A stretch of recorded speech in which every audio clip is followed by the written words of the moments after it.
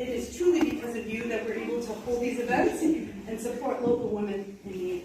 So thank you so much. My last thing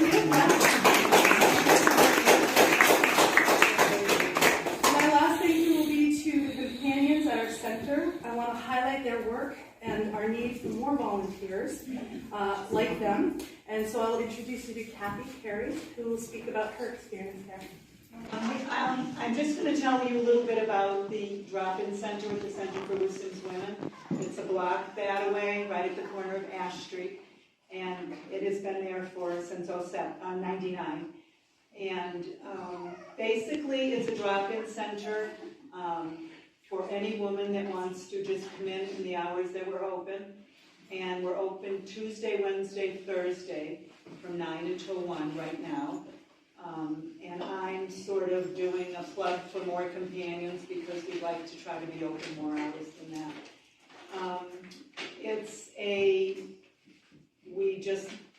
We are there to welcome the women that come in.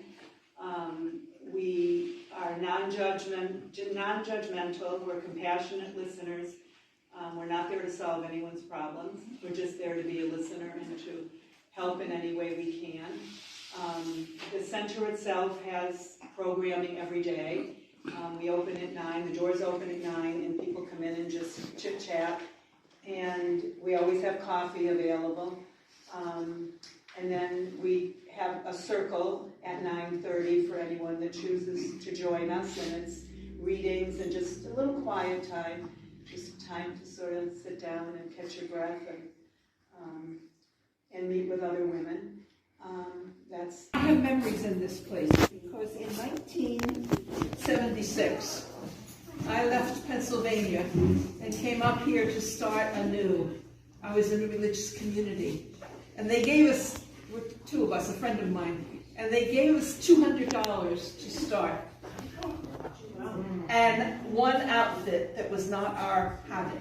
And so I remember coming up here, we did get an apartment, which within a few days flooded, totally flooded. And the sisters here took us in. At that time, it was called the Intercommunity. And that was sisters from several different congregations, that's the language they would use, who all taught at St. Dom's. But when we came here, we didn't pray in French. We prayed in English, so they had to totally switch their way of praying, and in some cases eating. We had never had a red hot dog. So we learned. So this has truly been, for me, a place of hospitality. One of the things that comes across my email, Facebook, whatever, they're the only two things I have, I'm not on all the other stuff, is a line that says, we're all just walking each other home. And obviously you're nodding, so you know that. I tracked it down, and it's the author of that supposedly is a man named Ram Dass. Now that's kind of an odd name, so I did some research. His real name was Richard Albert. And he got very involved in yoga, and he's a guru. And I certainly recommend that you can follow up with him. And the name, the Ram Dass, means servant of God. And he certainly deserves that name. So we all are just walking each other home. And behind every one of those walks is a story. And my line is, there's always a story. What to do with the two women up here is to simply ask them, tell us your story, your personal story. Now, not how you got into the work, we'll get to that later. But just, where were you born? What kind of an atmosphere was it? Just a little bit. So my name is Sonia Bramante. I'm originally from New York City. I'm 48. I do live in Sabatis. And my story. So I have a big story, but I guess my story as far as trauma started at the age of 14. I had just had enough and decided to run away. When I ran away, I was homeless. And so that's why this is so personal for me. During my time being homeless, I was,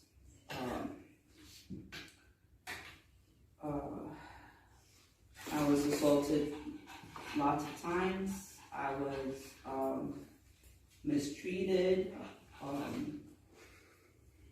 overlooked, and finally had enough of that. I was sleeping on benches and trains and wherever. And I started going to a shelter that I had learned about, the Covenant House.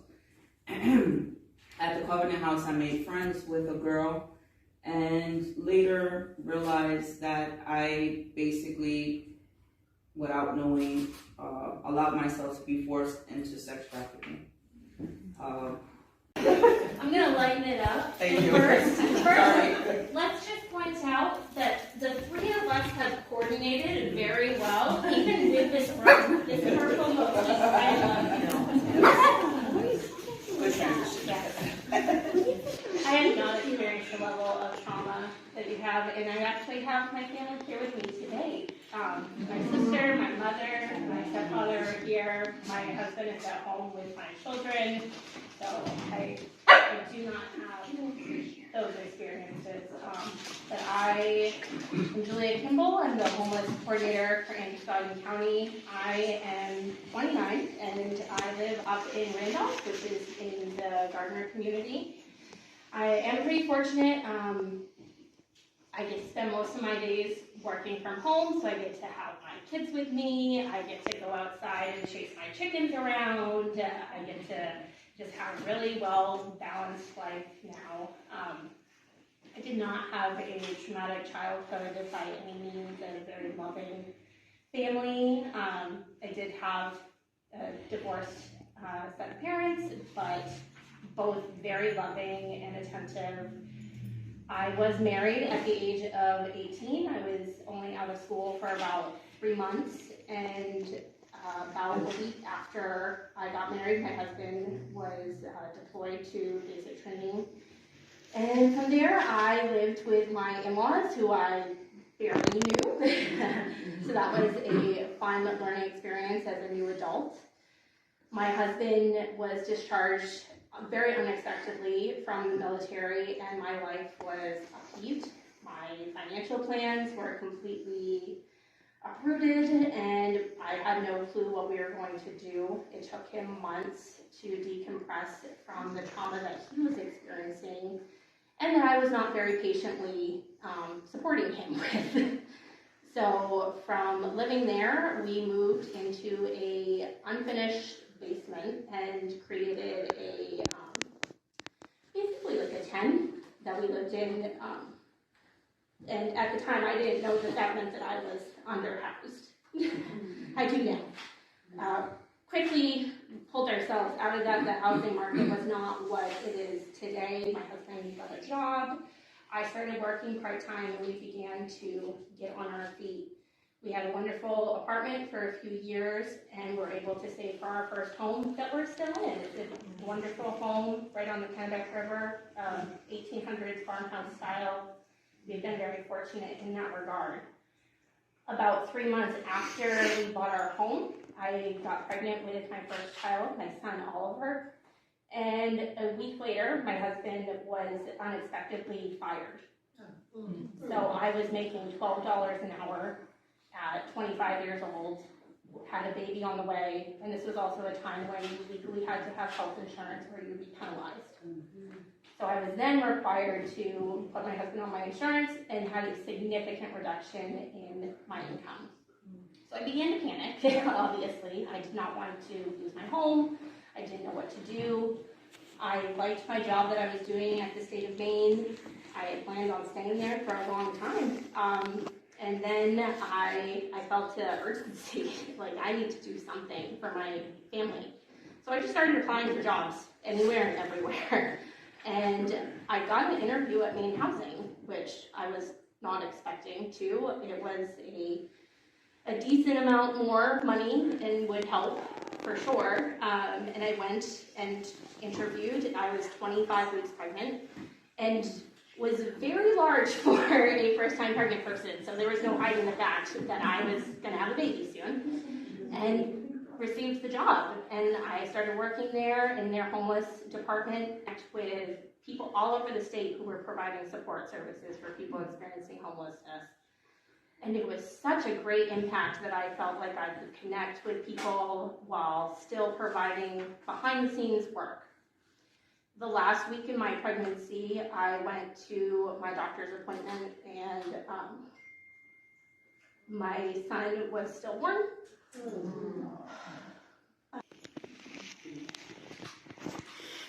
So I went through 13 hours of labor knowing that he was already gone. And there was no rhyme or reason to his passing. There was nothing biologically wrong. I returned to work on my birthday 6 weeks later, and held it together for about 6 months, but knew that I could not continue to do high-level project management. It was not something I felt I was mentally capable of doing.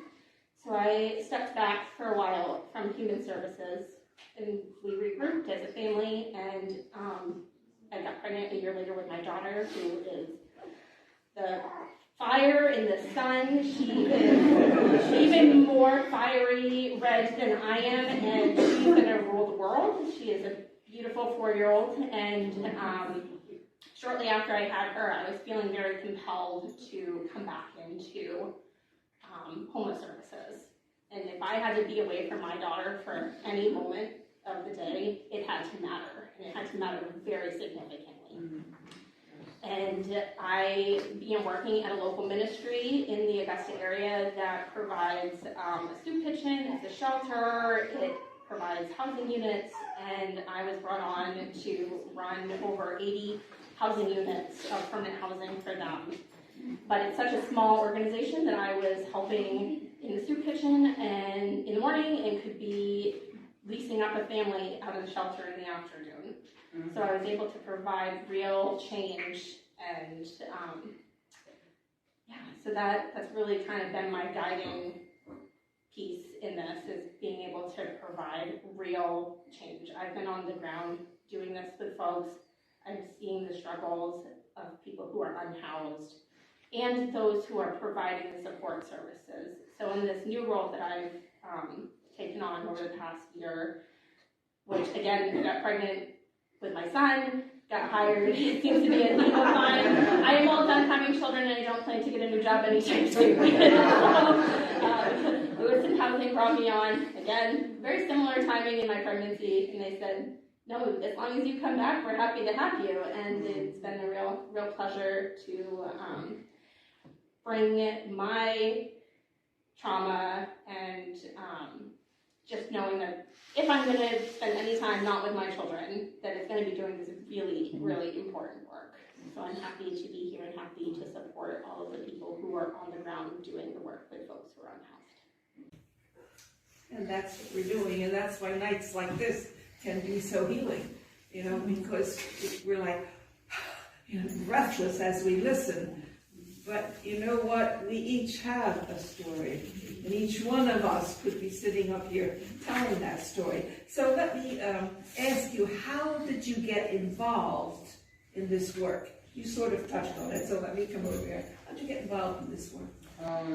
So really what initiated this is, so I started this in October 2021. About, I think it was the first or second of the month. About 2 weeks before I started this, I had received a call just randomly out of the blue from the New York State Police Department. My name had came up in a cold case file. So they, I didn't understand why my name came up, and then they had said to me, because of the prostitution, they had my name and several other girls, and they were checking to see if I was alive. When I heard that on the phone, everything just immediately came back to me. I'm 48. This was just a few years ago. And I was 14 when these things happened to me. I thought I put that away. I thought I was done with that. I was still struggling with it a lot, before this. But that phone call, it brought it all back instantly. It was just like it happened yesterday. So anyway, I found out on that phone call they were checking to see if I was alive, and they were asking me all these names that I hadn't heard in years. A lot of the names I didn't even recognize, but then they gave me the street names, and then I remembered the girls, and it was just really sad. And he said to me that the case was that there was a man that was targeting young teenagers who were homeless or in prostitution, and they were being raped and killed.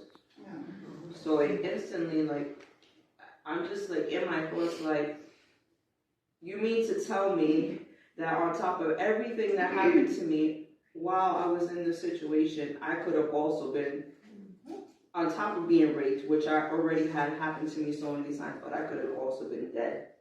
And I just thought about my kids, and I thought about my grandkids, and just this life that I have now. And actually, Darcy is my best friend. And after this conversation, we went to Cape Elizabeth, and we were walking around the fort talking about some things unrelated. And the topic was my outpouring of love on people and how I was receiving that back. And Darcy said to me, you should take up a hobby or look into doing something with people, because you have a lot of love to give, and there's people who would appreciate that. And it just resonated. It honestly just resonated. And I think just maybe a week later, I told my husband, I said, I know we don't have the income for this. We still don't have the income, but hey, we're still doing it.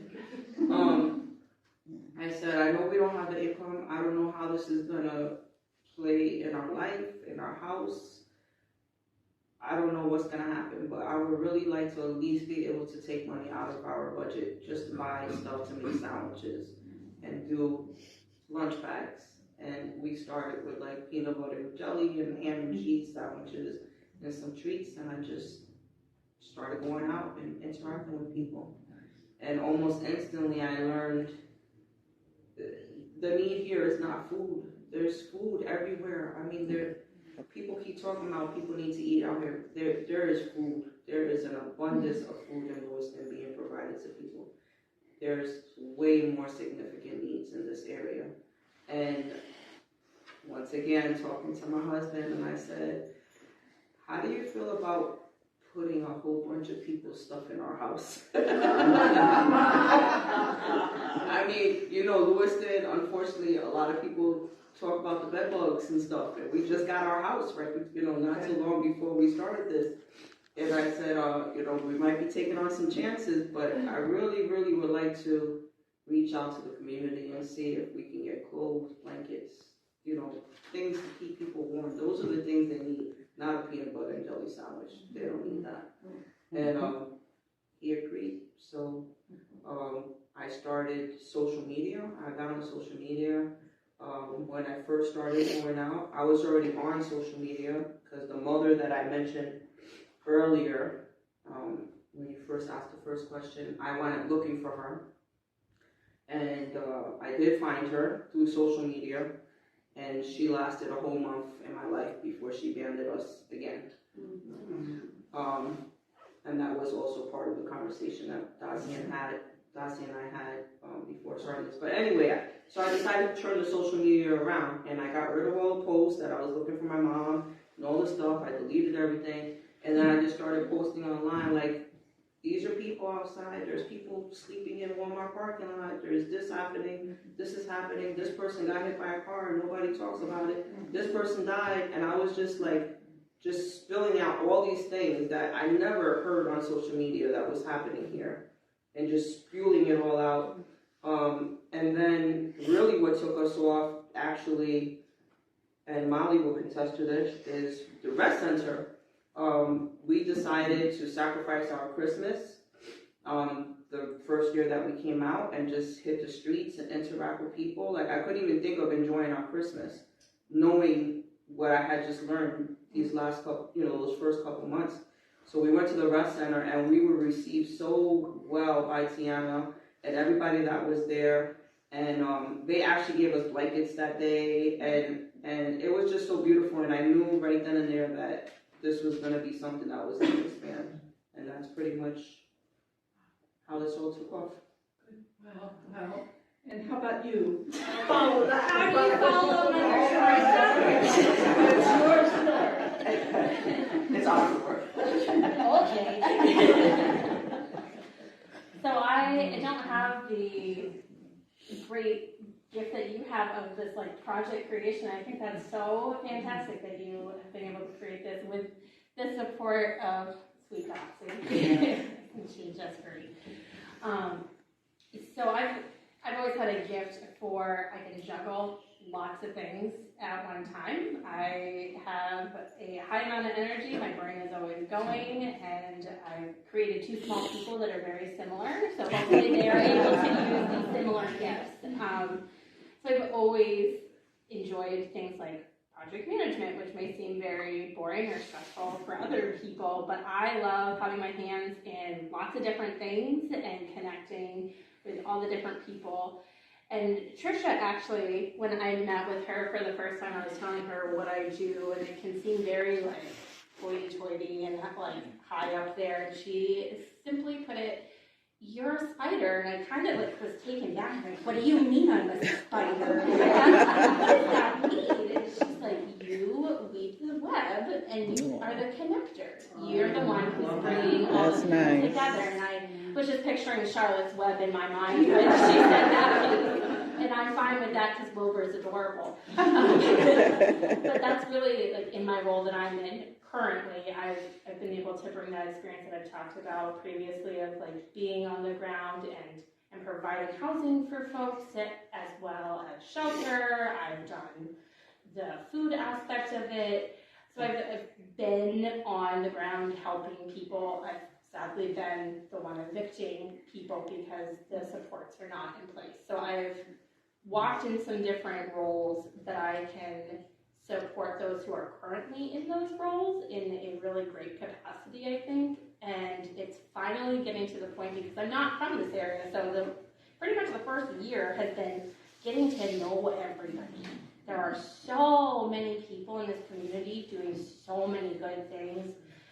Sonia, the center, Dotsy here, who's providing housing navigation. I mean, Dan Campbell's in the news all the time. There are so many people who are just grassroots folks, as well as very formal institutions and government agencies. So it's my job to make sure everybody is connecting, and I like to say rowing in the same direction, because there is so much chaos that can ensue when we're helping people in constant crisis. So if we can make sure that we are providing the best services possible, that's kind of where my love language is providing the resources and the structure to make that happen in the best cohesive way.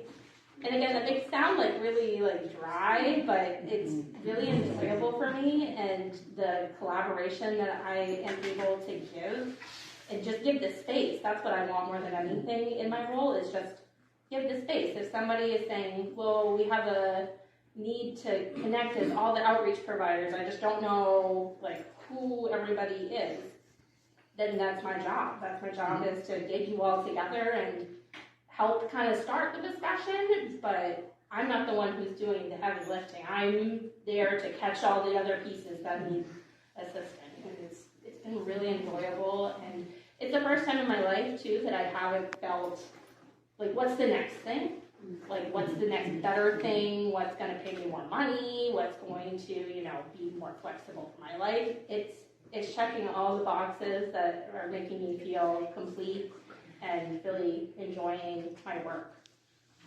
Beneath, there's all these people who connect with each other and know what each other are doing, and know and you just put a name on it for me. It's the spider mentality. There's millions of spiders here in Lewiston over, and that's what keeps it going. That's what makes it such a special place to live. One thing, what is the need? One thing. Oh, Lord. I give her, You need a minute? I got it. she's got it. I already got it. I would say the main, the main thing other than just basic human needs that they should have is mental health services. Yes. Yes.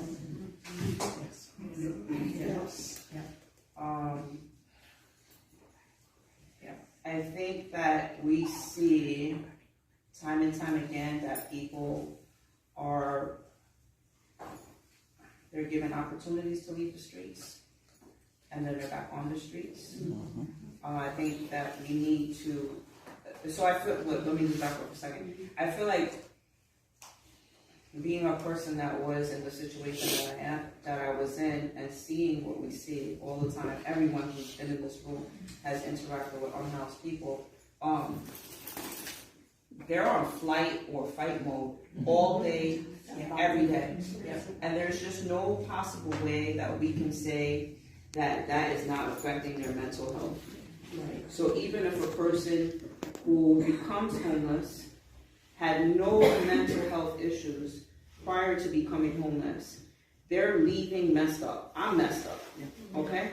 So we need to address the mental health issues out here. And then on the flip side, we have people that already had predetermined mental health issues before they became homeless, and they're not getting the proper treatment. They're not getting the follow-up that they need. Yes, there are people who are choosing to not do what they need to do on their end, but the majority is the services are just not there.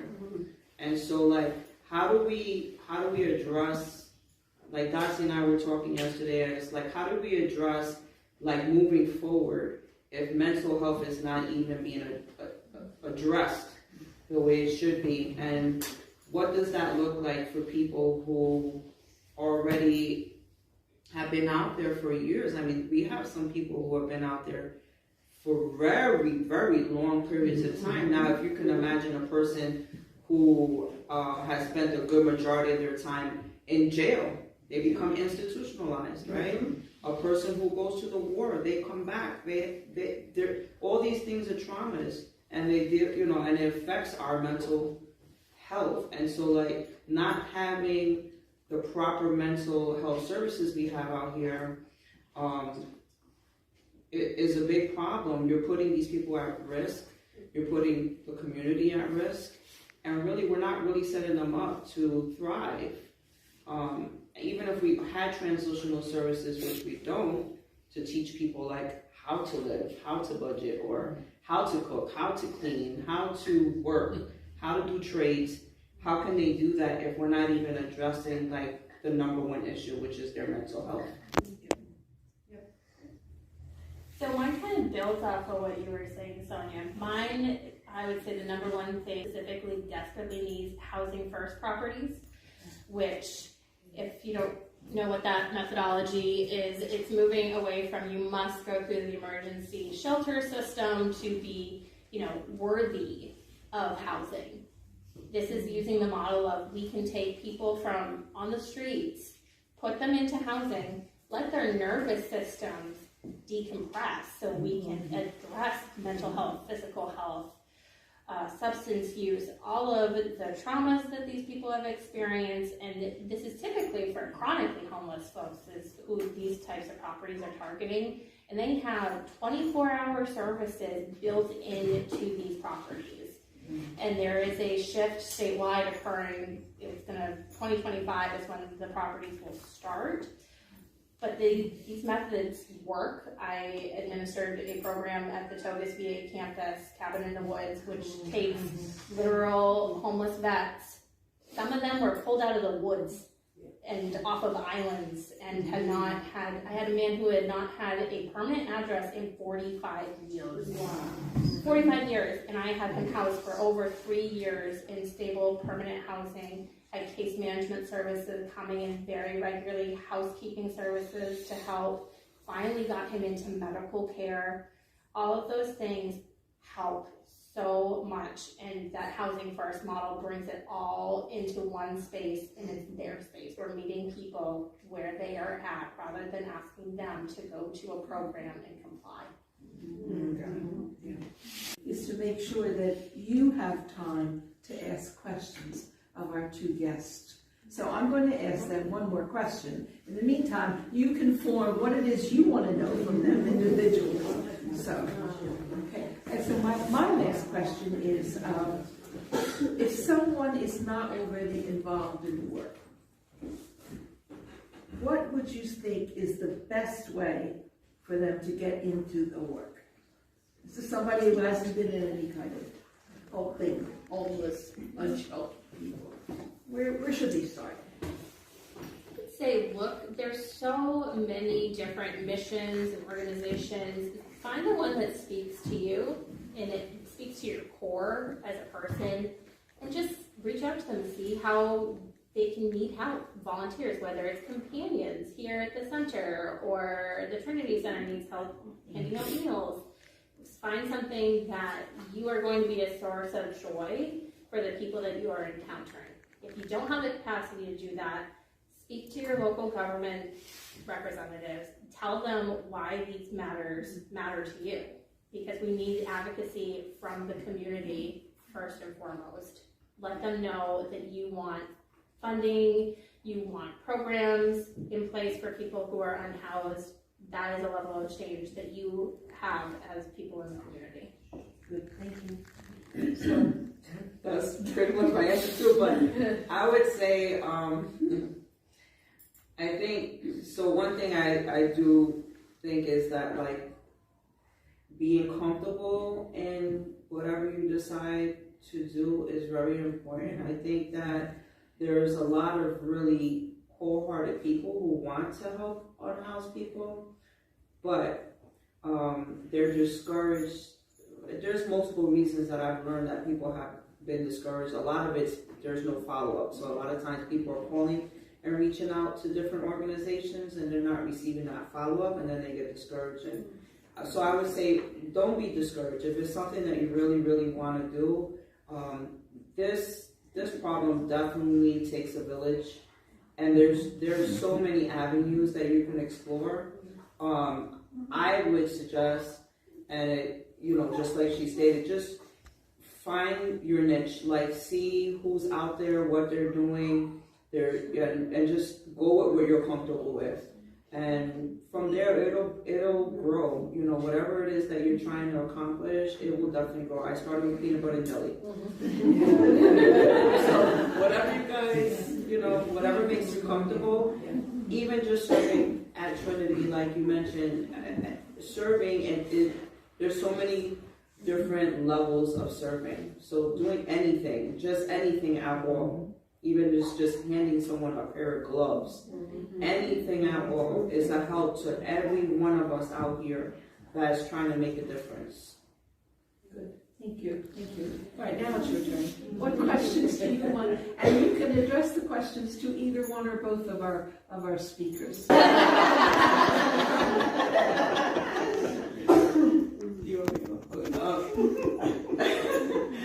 So I would say for me, what gives me hope, so it's been like 2.5 years now since I've been hitting the streets. And when I first started coming out, I was very discouraged. But I'm not a quitter, so it doesn't matter. But I was very discouraged because I didn't find that there was compassion in this area. I wasn't finding the connections. I wasn't finding information. Like, I was feeling like I was just fighting with a whole bunch of egos and really getting nowhere. But what brings me hope is that it's been 2.5 years since then, and there's so many people out there that are helping homeless people. There's so many, and the narrative is starting to change. The topic is starting to become more public. People are not so scared, and that's what brings me hope. Knowing that I'm on the other side of things and believing that other people could be on the other side of things, and that there's a great community that wants to see that. That's what brings me hope. Thank you. Brings me hope is, I'm not on the streets anymore doing the work, but I am interacting with everybody who is, and it's them who gives me hope. The fact that they are faced with the amount of odds against people being successful in placing people into housing now.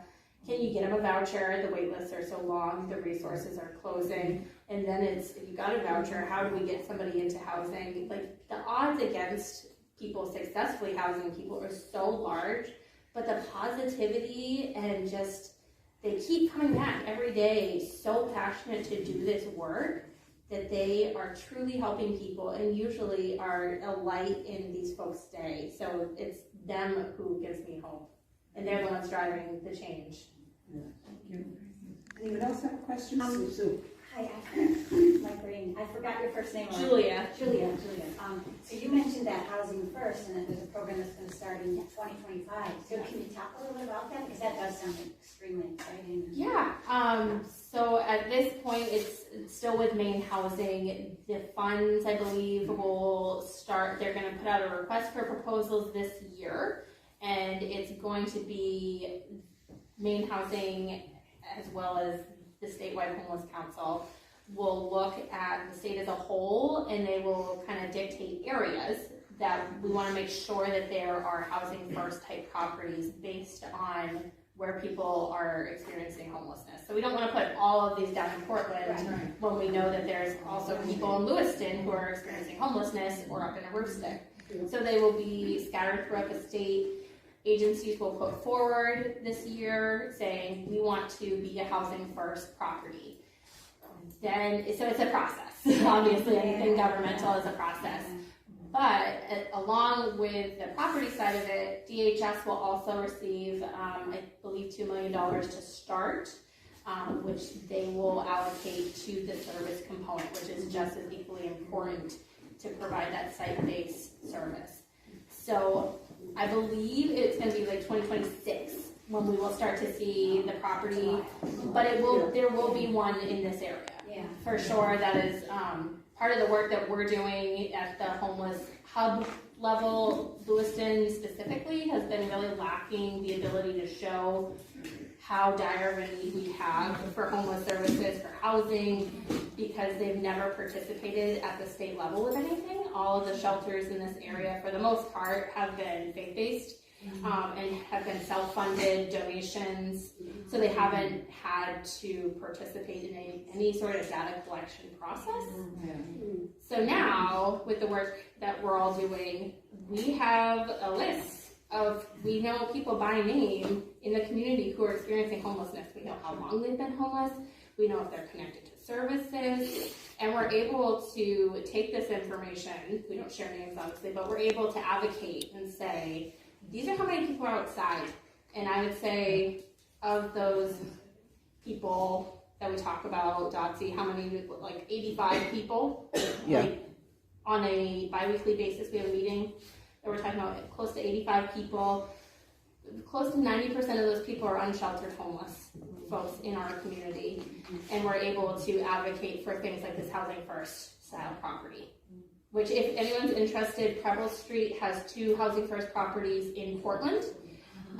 Logan's Place is one that they partner with Avesta Housing on. It's a very interesting model. Recommendation we would give to a place like Sophia's House of how we can be successful on utilizing our space and serving our community. That's a really good question. I like it.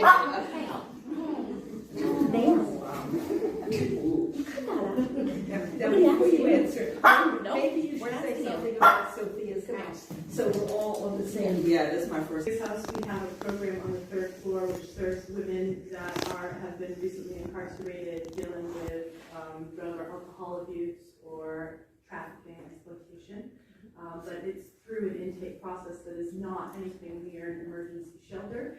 We have The unhoused people are just not even looked at as people. I mean, their basic needs, showers, laundry, having a place to put a bag. I mean, we have people hugging us because we give them a pair of socks. That's just ridiculous. So, and then, you know, they're dealing with their struggle, and then they have these dirty looks, these people looking down on them, all the stigma, all the negativity, all the, oh, they must be drug addicts and this and all this other kind of stuff. But here's the thing, right? They're still human. And just like she said earlier, we all have a story. And so like that's something that I like to highlight, is that like we all have a story. So one of the things that we have done is the Clothesline Project. I didn't create it, but I like manipulated it a little bit. So, so the Clothesline Project was introduced to me when I was in college, and they just did like abuse. It was like so broad, and I was like, oh well, I'm like actually actively being abused while I was in college, so I wound up participating. And when the day came, I had no idea what I was participating in. When the day came, it was like clothesline after clothesline. I mean, it was so overwhelming. There was just tree after tree after tree with all these ropes going all over the place, and so many stories. I will never forget that day. And so as I interacted with people out here, I was like, oh, you know what?